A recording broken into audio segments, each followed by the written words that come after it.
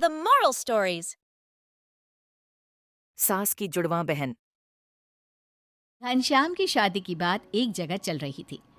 घनश्याम को लड़की बहुत पसंद आई, लेकिन बाद में पता चला कि जिस लड़की को घनश्याम ने पसंद किया है उसकी एक जुड़वा बहन भी है। उन दोनों जुड़वा बहनों का अपने पापा के अलावा इस दुनिया में कोई नहीं था और इसीलिए मरते वक्त दोनों जुड़वा बहन के पापा ने घनश्याम से कहा कि वो उन दोनों के साथ शादी कर ले और अपनी सारी जायदाद उन्होंने घनश्याम के नाम कर दी। और इस तरह घनश्याम दो जुड़वा पत्नियों का पति बन गया।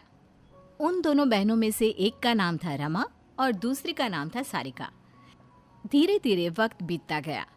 रमा की तो कोई संतान नहीं हुई, पर सारिका को एक बेटा हुआ। जब सारिका और घनश्याम का बेटा अविनाश 28 साल का हुआ तो उसकी शादी अंजलि नाम की लड़की के साथ हो गई। देखो बहू, तुम बहुत किस्मत वाली हो। तुम्हें दो सास मिली है अपना ख्याल रखने के लिए। हाँ अंजलि, और मेरी दोनों माँ बहुत अच्छी हैं, वो तुम्हारा बहुत ख्याल रखेंगी। देखो बहू, सास तो तुम्हारी दो है, लेकिन असली सास तो मैं ही रहूंगी, क्योंकि अविनाश ने मेरे पेट से जन्म लिया है। हाँ भाई, सही बात है। मुझे तो कभी कोई औलाद नहीं हुई। तुम्हारी बहू तुम्हारी ही रहेगी, फिक्र ना करो।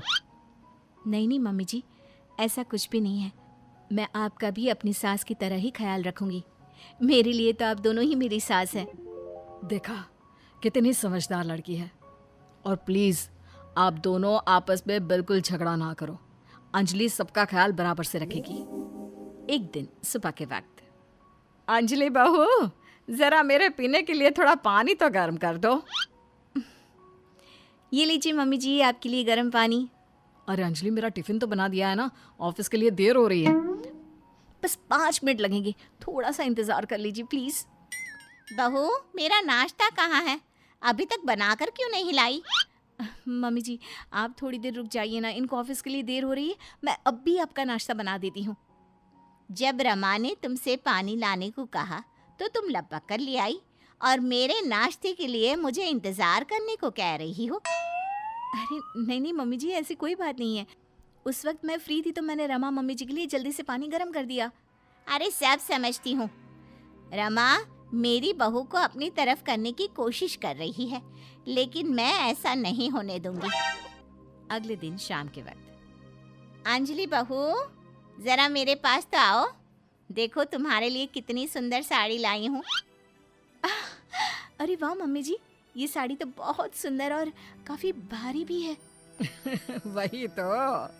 अरे अंजलि, मैं अच्छे से जानती हूँ आजकल की लड़कियों को भारी कपड़े पहनना पसंद नहीं है। तुम्हारे लिए डिजाइनर सूट लेकर आई हूँ। बताओ जरा कैसा है? रमा मम्मी जी, सच बताऊं तो मुझे इसी तरह के सूट पहनने पसंद है।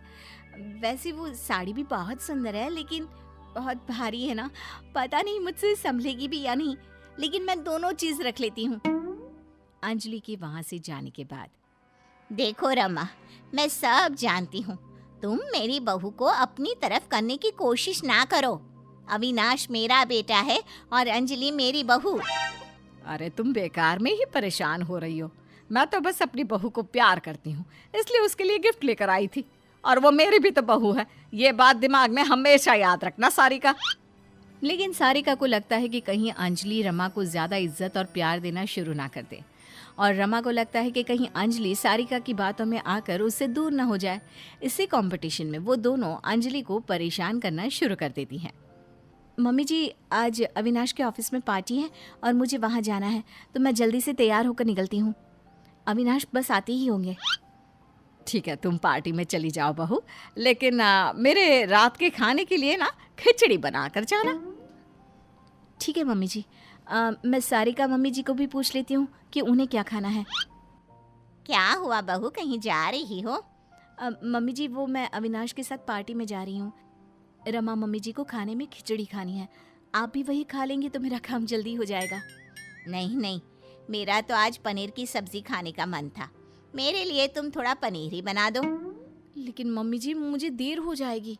अच्छा, खिचड़ी बनाने में देर नहीं होगी तुम्हें? अब अंजलि अपनी दोनों सास के लिए अलग अलग खाना बनाती है और बुरी तरह से थक जाती है। थोड़ी देर बाद जब अविनाश उसे पार्टी के लिए लेने आता है, अरे अंजलि, तुमने अपनी क्या हालत बना रखी है? पार्टी में नहीं चलना है क्या? अविनाश, मैं बहुत थक गई हूँ। मेरा पार्टी में जाने का बिल्कुल भी मन नहीं है। प्लीज़ आप अकेले ही चले जाइए। कुछ दिनों के बाद सारिका बहू, मेरे सर में बहुत दर्द हो रहा है, जरा बाम तो लगा दो। सर दर्द से फटा जा रहा है। अरे अंजलि बहू, बेटा मेरे घुटनों के दर्द की दवाई तो ले आओ जरा मेडिकल स्टोर से। अविनाश को तो ऑफिस से आते आते देर हो जाएगी। मेरे घुटने तो पूरी तरह जवाब दे चुके हैं, उठा भी नहीं जा रहा। अंजलि, पहले मेरे सर पर बाम लगाएगी, उसके बाद में तुम्हारी दवाई लेने जाएगी।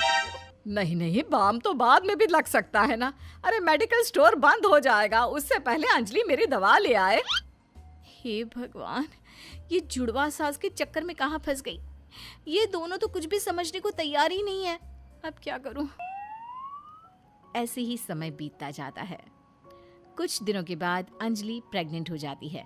जैसे ही अंजलि के प्रेग्नेंट होने की खबर आती है, रमा और सारिका दोनों बहुत खुश होती हैं। अंजलि, मैंने तुम्हारे लिए लड्डू बनाए हैं, ये खाना, तुम्हारा बच्चा बहुत हेल्दी होगा। देखो अंजलि, ज्यादा घी और लड्डू खाने से शरीर पर चर्बी चढ़ जाती है। तुम्हें अपनी सेहत का ख्याल रखना है या नहीं? तुम ये फ्रूट्स खाया करो बेटा।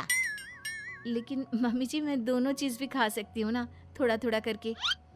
अरे मम्मी, अंजलि का जब जो खाने का मन होगा वो खा लेंगी। आप दोनों इतना परेशान क्यों हो रही हैं? देखो, तुम दोनों अपने अपने चक्कर में वैसे भी बहू को बहुत तंग करती हो। अब वो प्रेग्नेंट है, उसे थोड़ा तो चैन लेने दो। मैं तो अपनी बहू से बहुत प्यार करती हूँ। अब 2-4 काम करवा लेती हूँ तो इसमें क्या गलत है? काम के बहाने तुम मेरी बहू को मुझसे दूर करने की कोशिश करती हो। और फिर एक दिन अचानक अंजलि की तबीयत खराब हो जाती है। रमा और सारिका दोनों की दोनों पूरे मन से अंजलि का ख्याल रखने लगती हैं। वो अंजलि की बहुत केयर करती है। बेटा, जरा ये सब्जी तो खा ले। देख, जितना खाओगी ना उतनी जल्दी ठीक हो जाओगी। सारिका ठीक कहती है बेटा। तुम्हारी तबीयत जब से खराब हुई है, हमारे घर की तो रौनक ही चली गई है। अच्छा सुनो, रात को सोने से पहले दूध पिया करो, सेहत अच्छी रहेगी। हाँ रमा ठीक कह रही है, मैं तो तुमसे कहकर थक गई। अब उसके हाथ से ही दूध पी लो। मेरी नहीं तो अपनी रमा मम्मी जी की बात तो सुन लो। दोनों के केयर करने से कुछ ही दिनों में अंजलि की तबीयत बिल्कुल ठीक हो जाती है। और एक दिन जब सब लोग साथ में बैठकर खाना खा रहे थे, वैसे मानना पड़ेगा, तुम दोनों सास ने मिलकर बहू का ख्याल बहुत अच्छे से रखा और उसे जल्दी से ठीक भी कर दिया। सही कह रहे हैं पापा, मेरी तो दोनों माँ सारी दुनिया से अलग है, अपनी बहू से कितना प्यार करती हैं। हाँ मम्मी जी, आप दोनों को लगता था ना कि मैं रमा मम्मी जी की या फिर सारिका मम्मी जी की ज़्यादा केयर करती हूँ, लेकिन आपने देखा, जब मेरी तबीयत खराब हुई तो आप दोनों ने मिलकर मेरी सेवा की। अब वादा करिए, आप दोनों आगे भी ऐसी ही रहेंगी, क्योंकि मैं आप दोनों की बहू हूँ और दोनों से प्यार करती हूँ। सही कहा अंजलि, हमसे गलती हो गई।